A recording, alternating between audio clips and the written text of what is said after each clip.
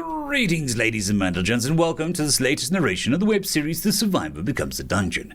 If you are new to this series, there is a playlist listed down below in the description. And as always, I hope that you enjoy. Chapter 48.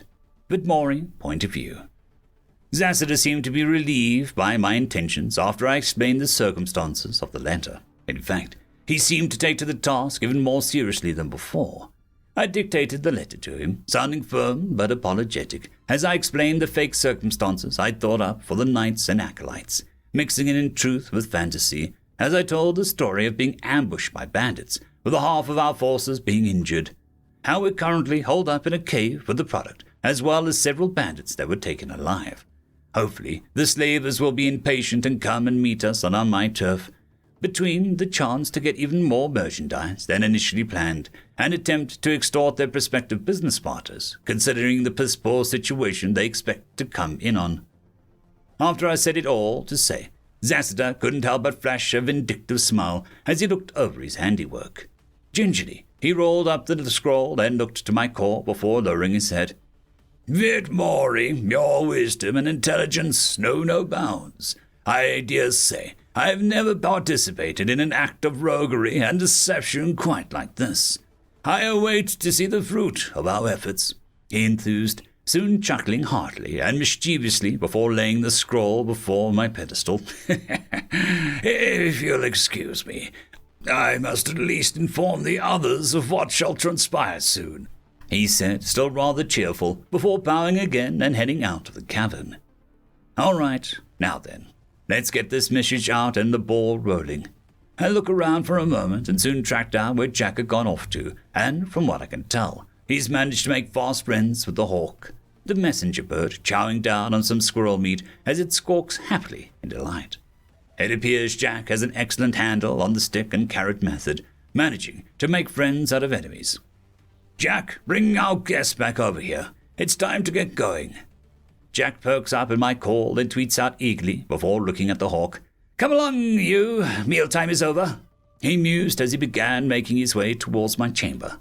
The messenger squawks with dismay, taking a few more scoops of squirrel meat in his beak before hurrying off to Jack. Before long, they're in my chamber once more, the hawk looking in better shape than before and decidedly drier than the last time I saw it.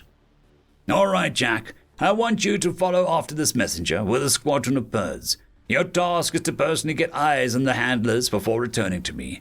You must also leave a daisy chain of birds between here and there to monitor the road so that we can plan for their arrival, I explained before looking over to the messenger. You'll be returning soon enough, so don't do anything stupid, and I think we'll get along just fine. Got it? The messenger hawk appeared to flutter his wings almost anxiously before splaying his wings out and bowing lowly before sitting upright again. Jack nodded intently as well, and I could feel the thoughts in his mind start going through which his birds to call for this expedition.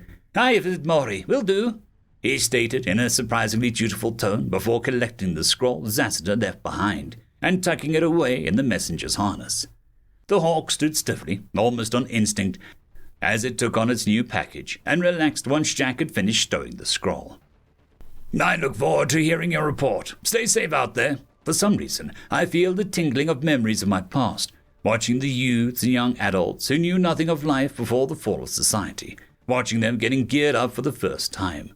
The twisting gut feeling of watching them go off and leave the safety of the havens to face the unflinching cruelty of the undead. Just knowing that I probably wouldn't see most of them again. I've sent Jack out far from my territory before, but it feels different this time.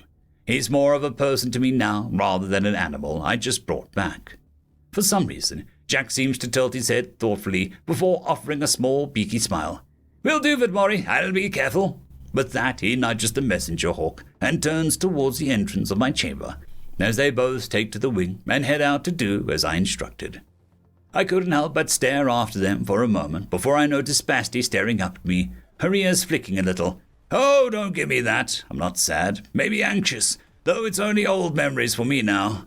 Anyways, there is much work to be done, and my focus will be elsewhere, so feel free to roam as you like for now. Basti rumbled her low murr in response, slowly getting to a pause before slinking out of my chamber and making her way down the mountain to find something to do to pass the time. Now, I've yet another checklist to tend to before our new friends arrive. I decide to go ahead and dip into my iron reserves, forming and shaping simple yet thick iron bars for my future jail cells. I don't bother with trying to make any sort of gate for the doorway, since I figured I could just pull the bars into my storage if I needed to move them for any sort of reason. I don't think I'll need to go out of my way to make separate or isolated for my future guests, at least not right away. So maybe 1 or 2 big cells should suffice for now.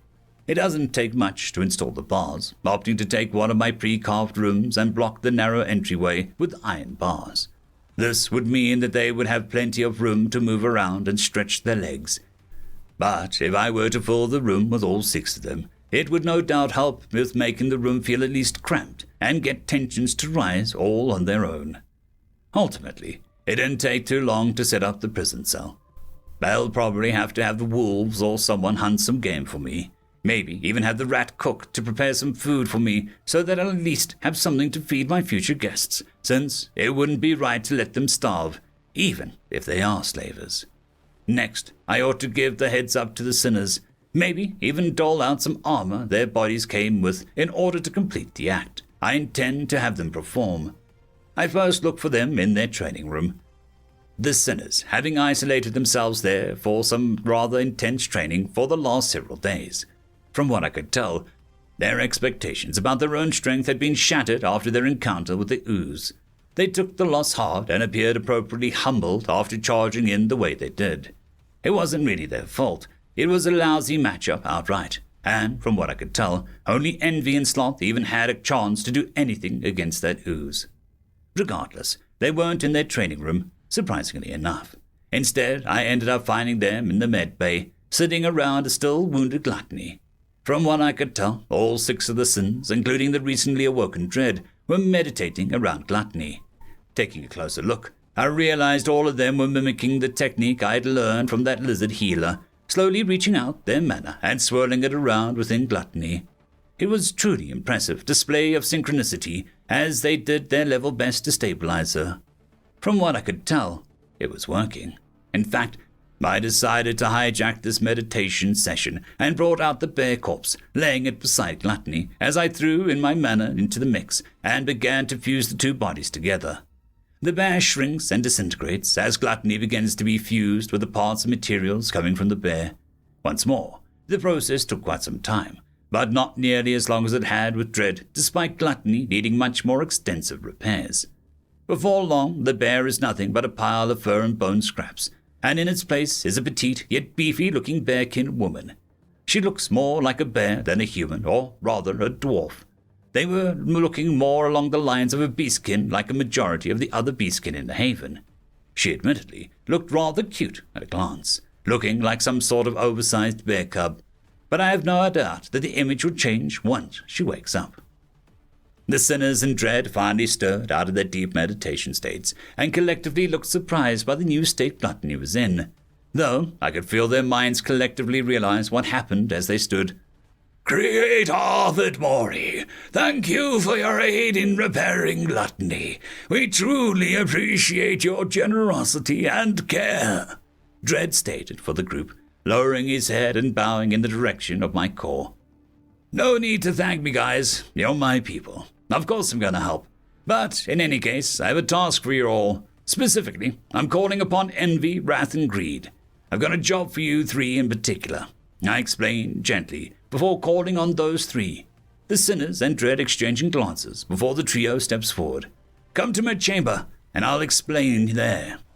With that, the trio saluted before making their way out and up the mountain, the rest sitting back around Gluttony to meditate some more and gather mana from the air.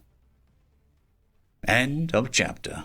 There is a new legend on the horizon. Blueberry Cat has taken the T6 Patreon spot. Thank you very much, and I'm sure that I speak for everyone when I say that.